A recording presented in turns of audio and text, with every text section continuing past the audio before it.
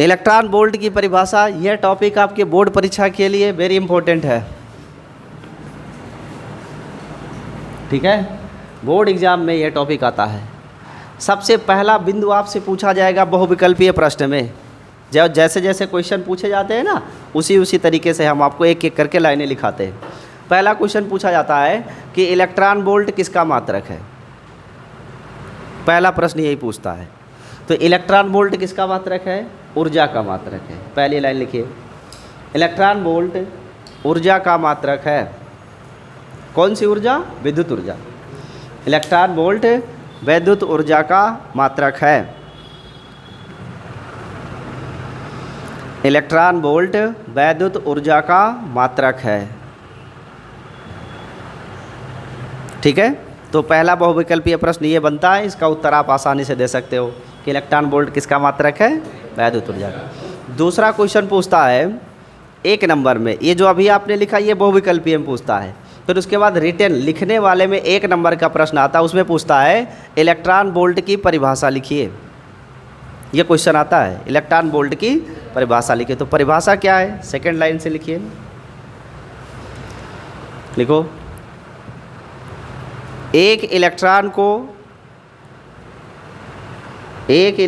को एक वोल्ट विभवांतर पर,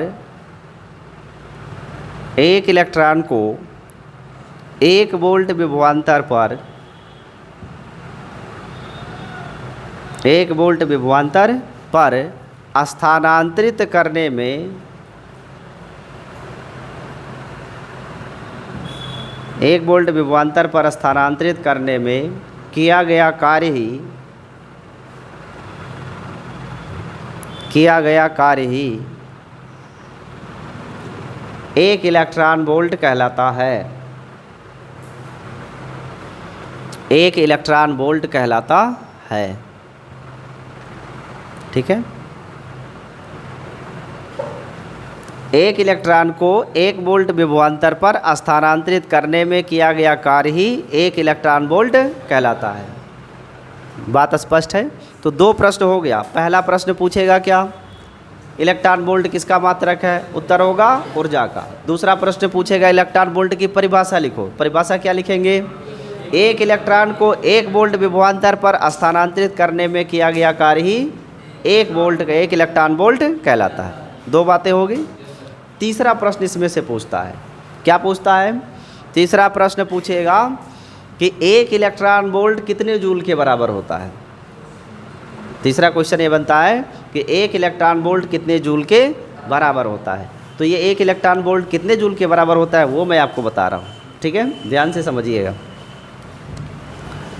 मान लिया दो बिंदु है, एक बिंदु ए है और एक बिंदु बी है, और इन दोनों के बीच में विभवांतर कितना रखना है? 1 वोल्ट का। कितने वोल्ट का रखना है? 1 वोल्ट। और जो आवेश हम स्थानांतरित करेंगे वो सिर्फ कौन होगा? इलेक्ट्रॉन होगा। और इलेक्ट्रॉन का आवेश कितना होता है? 1.6 × 10⁻⁻19 कूलाम होगा। 1.6 × 10⁻⁻19 कूलाम, ये एक इलेक्ट्रॉन का आवेश होता है। परिभाषा के अनुसार 1 वोल्ट विभवांतर पर एक इलेक्ट्रॉन को स्थानांतरित करने में किया गया कार्य ही एक इलेक्ट्रॉन वोल्ट कहलाता है। कार्य कैसे ज्ञात करेंगे? हमें पता है विभवांतर डेल्टा V बराबर होता है W/Q। मालूम है आपको? तो फिर W क्या होगा? Q × डेल्टा V, यही तो W होगा। यहाँ पे Q क्या है? इलेक्ट्रॉन का आवेश 1.6 × 10⁻⁻19। विभवांतर कितना है? 1 वोल्ट। और कार्य का मात्रक क्या होता है? जूल। लेकिन देखो, हमने पूछा कार्य का मात्रक क्या होता है, आपने तुरंत बोला जूल। नहीं, आपको पूछना चाहिए किस पद्धति में। MKS पद्धति में जूल होता है। अगर CGS में पूछे तो अर्ग होता है। CGS में क्या होता है? अर्ग। तो ये कार्य का मात्रक क्या होगा? जूल। किस पद्धति में? MKS। तो यहाँ से W बराबर कितना आया जी? 1.6 × 10⁻⁻19 जूल। यही तो मान प्राप्त हुआ। तो देखो, परिभाषा के अनुसार 1 वोल्ट विभवांतर पर एक इलेक्ट्रॉन को मैंने स्थानांतरित किया और जितना कार्य हुआ उसी कार्य को बोलते हैं 1 इलेक्ट्रॉन वोल्ट। तो ये जो W आया है एक्चुअल में यही 1 इलेक्ट्रॉन वोल्ट ऊर्जा है, और ये 1 इलेक्ट्रॉन वोल्ट ऊर्जा का मान कितना आ रहा है 1.6 × 10⁻19 जूल। तो ये प्रश्न बोर्ड परीक्षा में पूछा गया अगर कि 1 इलेक्ट्रॉन वोल्ट में कितना जूल होता है, तो उसका उत्तर होगा 1.6 × 10⁻19 जूल होता है। 3 प्रश्न हो गए। चौथा, इलेक्ट्रॉन वोल्ट ऊर्जा का छोटा मात्रक है। इलेक्ट्रॉन वोल्ट ऊर्जा का छोटा मात्रक, इससे बड़े मात्रक होते हैं। क्या होते हैं? किलो इलेक्ट्रॉन वोल्ट, तो मतलब 10⁻³ इलेक्ट्रॉन वोल्ट। इसके बाद होता है मेगा इलेक्ट्रॉन वोल्ट, या मे बी 10⁻6 इलेक्ट्रॉन वोल्ट। फिर इसके बाद गीगा, बट गीगा वैसे गीगावाट में एनर्जी मेजर करते हैं 10⁻9, इस तरीके से यूज़ करते हैं। ज़्यादातर मेगा इलेक्ट्रॉन वोल्ट तक की ही एनर्जी का मेजरमेंट किया जाता है। बाकी जो इंडस्ट्रियल एरिया है, जहाँ औद्योगिक इकाइयाँ लगी होती है, जहाँ बड़ी बड़ी कंपनियाँ होती हैं, बड़ी बड़ी मशीनें चलती हैं, वहाँ गीगा में यूज़ करते हैं। तो प्रोडक्शन हमारा जो होता है गीगा में होता है, लेकिन यूज़ किस में करते हैं? मेगा में करते हैं। और घरेलू एनर्जी तो मेगा में भी नहीं होती, किस में होती है? केवी में होती है, केवी। हाँ यार, इतने अच्छे आदमी को कह रहे हो बाल खड़ा हो जा रहा है, इसे नोट कर लीजिए। ऐसा पृष्ठ जिस पर स्थित प्रत्येक बिंदु,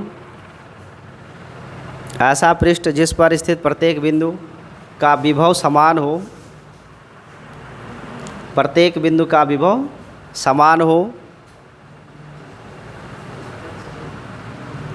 ऐसा पृष्ठ जिस पर स्थित प्रत्येक बिंदु का विभव समान हो, कामा समविभव पृष्ठ कहलाता है। समविभव पृष्ठ कहलाता है।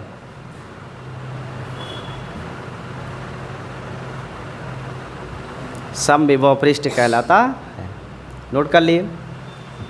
तो पहली जो 1 नंबर के प्रश्न में आने वाली बात है वो यही है कि परिभाषा क्या है। तो समविभव पृष्ठ क्या होगा? ऐसा पृष्ठ जिसके प्रत्येक बिंदु का विभव क्या हो? समान हो। ऐसा हो सकता है, इसीलिए तो लिखा है मैंने। नहीं समझ में आया तो हम क्या करें, समझा रहे हैं। देखो, समविभव पृष्ठ की परिभाषा आपने क्या लिखा है? ऐसा पृष्ठ जिसके प्रत्येक बिंदु का विभव क्या हो? समान हो, उसे कहते हैं समविभव पृष्ठ। ठीक है। अब ये सब जटिल टेक्नोलॉजी है मासूम अली, इतना सरल टेक्नोलॉजी नहीं है कि हम एक सरफेस लें और उसके पोटेंशियल को इक्वल करके आपको यहाँ प्रैक्टिकली दिखा दें। ये पॉसिबल नहीं है। हम जो बता रहे हैं उसको मान लो, और मेरी बात क्या बोलते हैं उसे, नहीं, वो जो बाहुबली वाला डायलॉग जो है, नहीं, वचन ही शासन है, वही वाली स्थिति है। क्योंकि आप जो भौतिक विज्ञान पढ़ रहे हो वो आप कॉन्सेप्ट पढ़ रहे हो, प्रैक्टिकल नहीं। समविभव पृष्ठ क्या है? बात खत्म करिए, सुनिए। समविभव पृष्ठ का मतलब ऐसा पृष्ठ होगा जिसके प्रत्येक बिंदु का विभव क्या हो? समान हो, उसे कहेंगे समविभव पृष्ठ। यहाँ से आप एक क्वेश्चन कर सकते हो। कैसे? पहले समझ लो। ये मान लो एक सरफेस है। सरफेस का मतलब एक सर्कुलर प्लेट है, सर्कुलर प्लेट। ये प्लेट मेटेलिक यानी कंडक्टर भी हो सकती है और इंसुलेटर भी हो सकती है, दोनों हो सकती है। इसके कई पॉइंट्स हैं, A, B, C, D, ऐसे ढेर सारे पॉइंट है। इस प्लेट का अपना इलेक्ट्रिक फील्ड होगा, ये इसका मान लो वैद्युत क्षेत्र है। हम इस बिंदु A, B, C, D, E ऐसे डॉट बहुत सारे पॉइंट्स हैं। इन पर हम आवेश ला रहे हैं यहाँ से अनंत से। ये फील्ड के बाहर की बात है ना, तो ये इनफाइनाइट हुआ। तो इस सिरे का अपना विभव होगा BA। ऐसे दूसरे पॉइंट पर चार्ज लाएंगे तो इसका अपना विभव होगा BB। C का अपना विभव होगा BC। D का अपना विभव होगा BD। हर बिंदु का अपना अलग अलग विभव होगा, क्योंकि अलग अलग बिंदुओं पर लाने में कार्य करने की मात्रा जो है ना वो अलग अलग होगी, इसलिए विभव अलग अलग होगा। लेकिन सम विभव ये तब कहलाएगा जब ये सभी बिंदुओं के विभव आपस में क्या हो, बराबर। तो ऐसा पृष्ठ जिसके प्रत्येक बिंदु का विभव आपस में क्या हो, बराबर हो, उसे ही कहेंगे समविभव पृष्ठ। अब यहाँ से कुछ ज्ञान की बातें देखो। अगर हम पूछे ए और बी के बीच का विभवांतर क्या है, तो बी बी माइनस बी ए। कुछ लोगों का बी बी नाम सुन के बड़ा मज़ा आता होगा, आता है ना, शादी होने के बाद पता चलेगा। देखो ये जो पॉइंट है, पॉइंट बी का विभव है, बात नहीं, जो पॉइंट बी का विभव है, जो पॉइंट ए का विभव है, ये दोनों विभव आपस में क्या है, बराबर है ना। तो अगर ये विभव बराबर है तो इनका अंतर क्या होगा, जीरो होगा। विभव बराबर है तो विभव का अंतर क्या होगा, जीरो। तो ऐसे में अगर हम पूछें कि किसी समविभव पृष्ठ पर आवेश स्थानांतरण के लिए कार्य क्या होगा, तो कार्य W बराबर Q इंटू डेल्टा भी होता है। हम किन्हीं दो बिंदुओं के बीच आवेश को ले जाए, जैसे मान लो Q कूलाम आवेश हम A से B ले जा रहे हैं, तो अगर हम Q कूलाम आवेश A से B तक ले जा रहे हैं तो कितना कार्य करना होगा, जीरो, कोई कार्य नहीं करना पड़ेगा।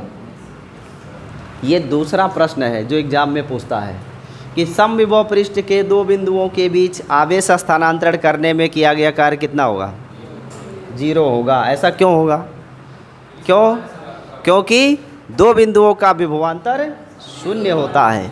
विभवांतर शून्य क्यों होता है, क्योंकि समविभव पृष्ठ के लिए प्रत्येक बिंदु का विभव आपस में बराबर होता है। इतनी जानकारी स्पष्ट है, नोट कर लीजिए इसे।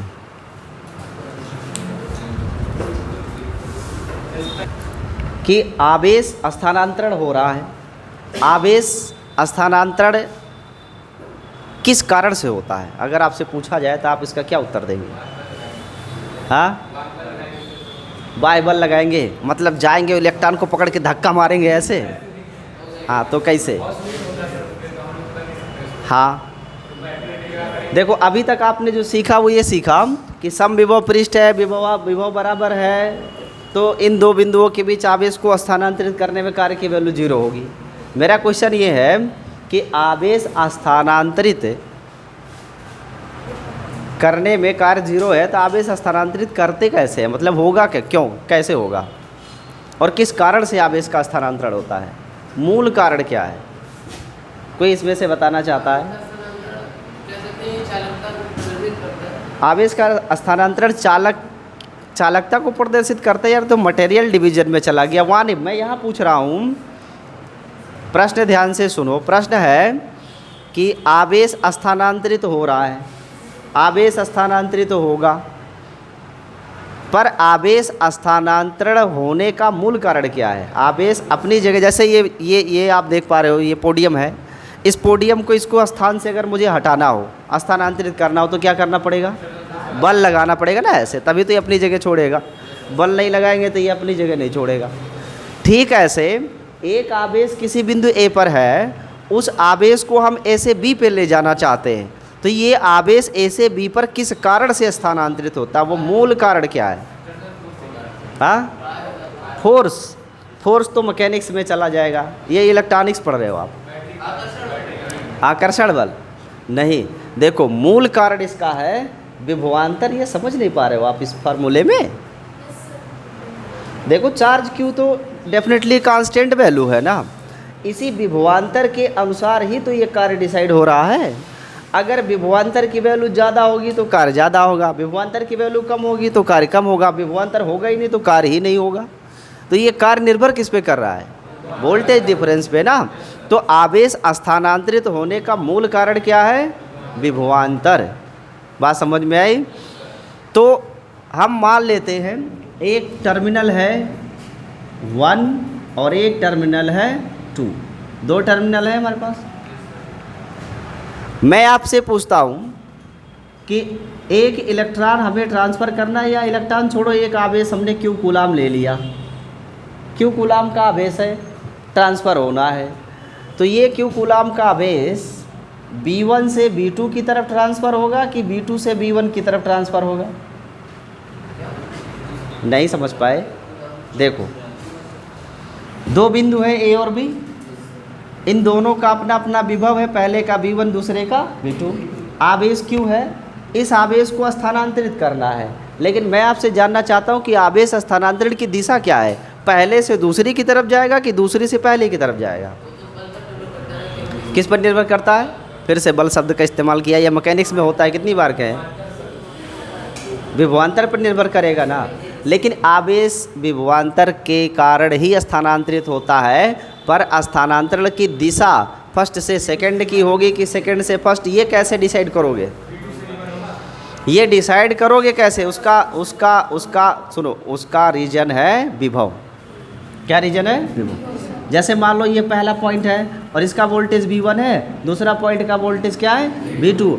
अगर वोल्टेज V1 का मान V2 से ज़्यादा है तो आवेश V1 से V2 को जाएगा, अर्थात पहले से दूसरे की तरफ जाएगा। यहाँ से आप डिसाइड कर सकते हो कि आवेश स्थानांतरण की दिशा हमेशा उच्च विभव से निम्न विभव की ओर होती है। आवेश स्थानांतरण हमेशा कैसा होता है? उच्च विभव से निम्न विभव की ओर होता है। आपके पास घर पे इन्वर्टर की बैटरी होती है या मोबाइल की बैटरी होती है, उसमें एक धन इलेक्ट्रोड होता है और एक, आपसे अगर मैं एक क्वेश्चन पूछूं कि इस धन और ऋण इलेक्ट्रोडों में से किसका वोल्टेज ज़्यादा होता है, धन वाले का कि ऋण वाले का? बैटरी में दो टर्मिनल होते हैं ना, तो कौन से टर्मिनल का वोल्टेज ज़्यादा होता है? ऋण वाले का? नहीं, धन वाले का। धन सिरे का वोल्टेज मैक्सिमम होता है, ज़्यादा होता है, और ऋण सिरे का वोल्टेज मिनिमम होता है। और अगर बराबर हो गया तो विभवांतर जीरो हो जाएगा, और विभवांतर जीरो होगा तो कोई कार्य ही नहीं होगा, और कार्य नहीं होगा तो इसका मतलब ये बैटरी आप चाहे जितने 100 वाट के बल्ब से जोड़ो, जलेगा ही नहीं बल्ब। क्यों? क्योंकि इलेक्ट्रॉन इसमें से प्रवाहित ही नहीं होंगे। क्वेश्चन नहीं। तो यहाँ जो हम बताना चाहते हैं वो ये है कि आवेश स्थानांतरण की दिशा कैसे तय करते हैं। ये तो तय हो गया कि आवेश स्थानांतरित होगा, स्थानांतरित होने का कारण विभवांतर है, विभवांतर होगा तो आवेश स्थानांतरित होगा, नहीं विभवांतर होगा तो आवेश स्थानांतरित नहीं होगा। लेकिन स्थानांतरण की दिशा क्या होगी, दिशा कैसे डिसाइड करेंगे? उसका कारण है, उसके लिए डिसाइड करने का पॉइंट क्या है? विभव। उच्च विभव से निम्न विभव की ओर। और कब तक? जब तक दोनों बिंदुओं के विभव बराबर ना हो जाए तब तक आवेश का स्थानांतरण होता रहेगा। तो एक लाइन ये भी लिखिए लास्ट में, आवेश सदैव उच्च विभव से निम्न विभव की ओर, आवेश सदैव उच्च विभव से निम्न विभव की ओर स्थानांतरित होता है। आवेश सदैव उच्च विभव से निम्न विभव की ओर स्थानांतरित होता है।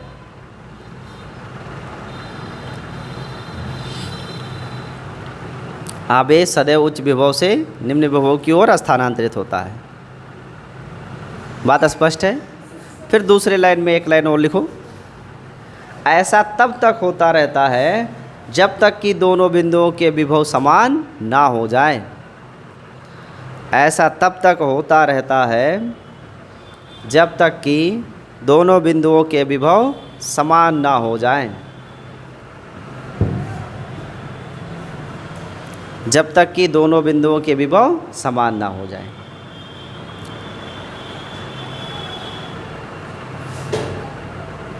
नोट कर लिए?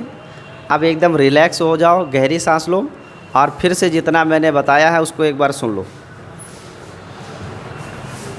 एक बार सांस लीजिए, ऐसे गहरी सांस लीजिए, फिर सांस छोड़िए और आराम से सुनिए। देखो, इसमें से मैंने आपको लगभग 5 पॉइंट बता दिए हैं। एक बार फिर से क्विक रिवीजन कराते हैं। पहला पॉइंट, समविभव पृष्ठ क्या है। मैंने कोई बोलेगा नहीं, सिर्फ सुनो। समविभव पृष्ठ क्या है ये बताया, इसकी परिभाषा मैंने बताया कि ऐसा पृष्ठ जिसके प्रत्येक बिंदु का विभव क्या हो, समान, उस पृष्ठ को हम समविभव पृष्ठ कहेंगे। पहली बात हो गई। दूसरी बात ये है कि समविभव पृष्ठ के दो बिंदुओं के बीच का विभवांतर सदैव शून्य होगा। क्लियर है? तीसरी बात, समविभव पृष्ठ के दो बिंदुओं के बीच में आवेश को स्थानांतरित करने में किया गया कार्य शून्य होगा। 3 बात हो गई।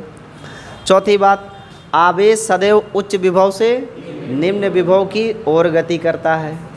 5वीं बात, बैटरी में जो धन प्लेट ऋण प्लेट आप देखते हो टर्मिनल, उसमें से धन वाले का वोल्टेज अधिक और ऋण वाले का वोल्टेज कम होता है, इसीलिए इलेक्ट्रॉन धन से ऋण की तरफ स्थानांतरित होता है। लेकिन बैटरी आगे पढ़ाएंगे तो इसमें 2 प्रॉब्लम होती है। एक इसका केमिकल होता है, यानी बैटरी के अंदर इलेक्ट्रॉनों की दिशा, और एक होती है तार के अंदर दिशा। दोनों दिशाएं अपोजिट होती हैं, तो वो आगे चैप्टर धारिता में आपको हम पढ़ाएंगे। इसके बाद मैंने आपको बताया कि 2 बिंदुओं के बीच आवेश स्थानांतरण का मूल कारण क्या है? विभवांतर।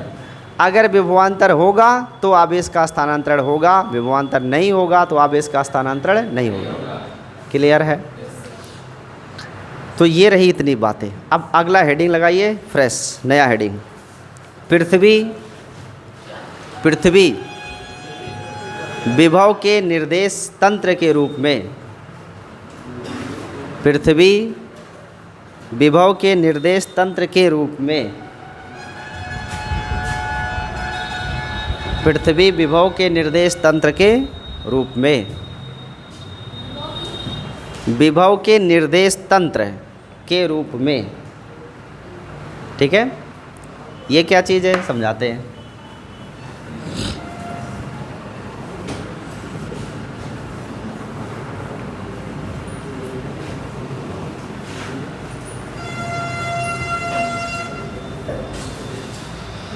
पृथ्वी तो सभी लोग जानते हो क्या है। पृथ्वी क्या है? कौन बताएगा? हाथ उठाया ऐसे। पृथ्वी क्या है? इंडिया में रहते हो, हिंदी में बताओ। ग्रह है। पृथ्वी क्या है? एक ग्रह है। पृथ्वी एक ऐसा ग्रह है जिसे जिसे जिसे हम अपने आँखों से नहीं देख सकते। तो इसी पर रहते हैं तो देखेंगे कैसे? हमें इसको देखने के लिए अंतरिक्ष में जाना पड़ेगा। जब आप अब फोटो देख सकते हो ना, हम नहीं देख सकते। बात सुनो, पृथ्वी एक ग्रह है, सूर्य के चारों तरफ चक्कर लगाती है। पृथ्वी में अपने आप में बहुत ज़्यादा एनर्जी है। ये पृथ्वी ही आपकी पालन करता है और पृथ्वी ही आपको धारण करता है, अर्थात आप जियो यहीं, मरो यहीं, रहोगे यहीं। पृथ्वी के एक हिस्से हो। द्रव्यमान जो होता है ना, कभी ना उत्पन्न होता और ना ही द्रव्यमान, सिर्फ स्थानांतरित होता है। तो हम दाल चावल रोटी सब्जी खाते हैं, उससे बनती है हड्डियाँ, मसल्स, स्किन, ब्लड, और फिर यही ब्लड स्किन सब इसी मिट्टी में मिल जाता है। इसे कहते हैं द्रव्यमान संरक्षण का सिद्धांत। हाँ, मिट्टी से बने मिट्टी में मिल जाएंगे। बट आप यहाँ पे जो मैं बताने जा रहा हूँ उसे देखो, ये इतना इम्पोर्टेंट टॉपिक है।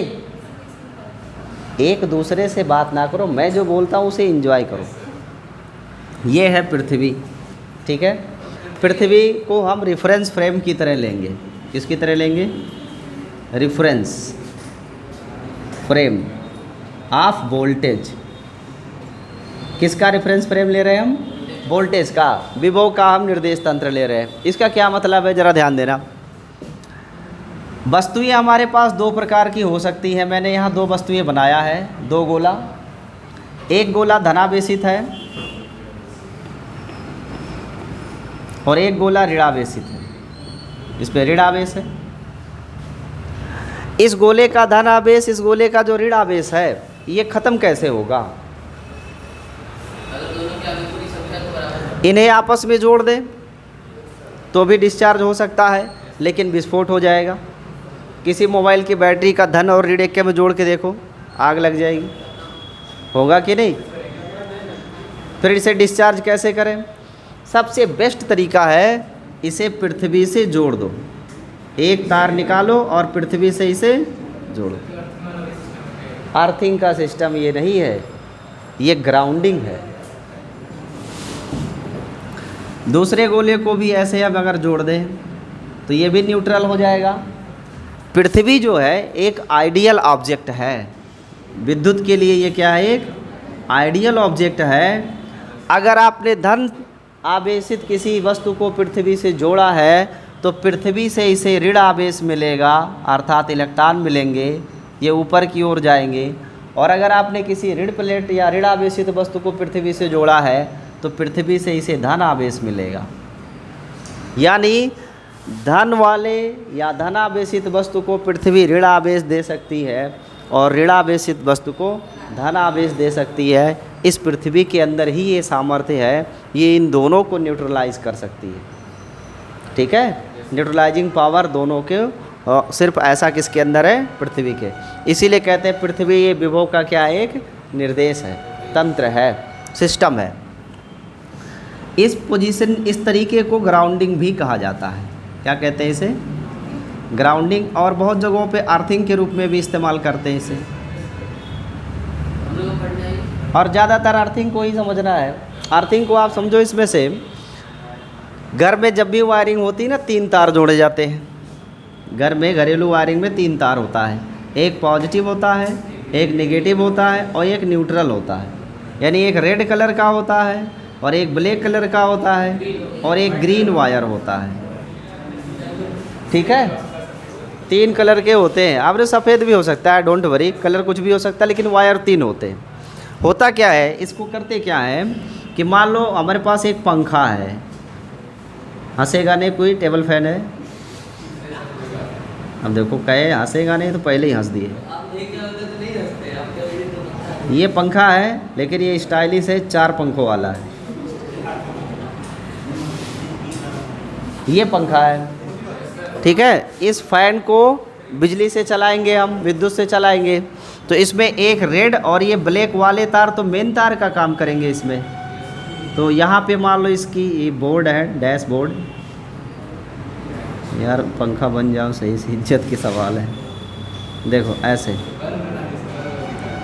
ठीक है, यहाँ पे स्विच लगी है, तो इसमें 2 तार, एक रेड और एक ब्लैक। यहाँ पे तो हम इन करा दिए ले जा करके इसको।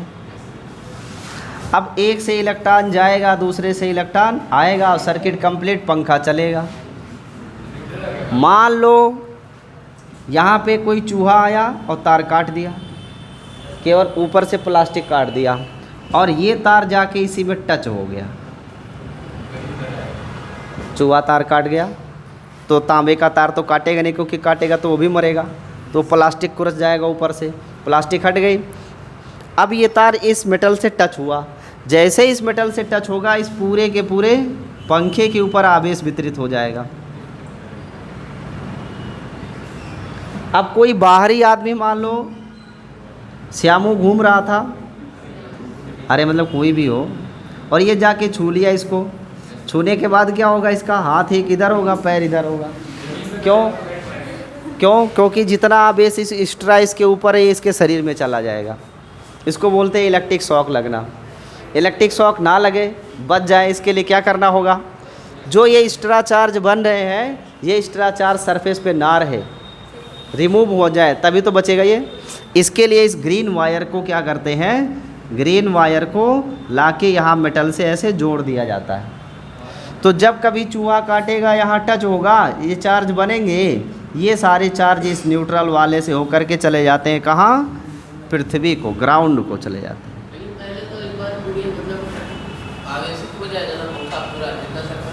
कैसे आवेशित होगा, जब एक तरफ हमने जोड़ रखा है ग्राउंडिंग से, तो ये डिस्चार्ज होता रहेगा ना। वो आपके घर का ख़राब पंखा है। हाँ हाँ, सब में ट्रिपल होता है, आप कंजूसी में लगवाते नहीं हो। हैं? तो हम क्या करें उसके लिए भाई, तीसरा बार जुड़वाओ ना टेबल फैन में, सुरक्षा चाहिए तो लगवाओ उसमें। इसके लिए हम क्या कर सकते हैं।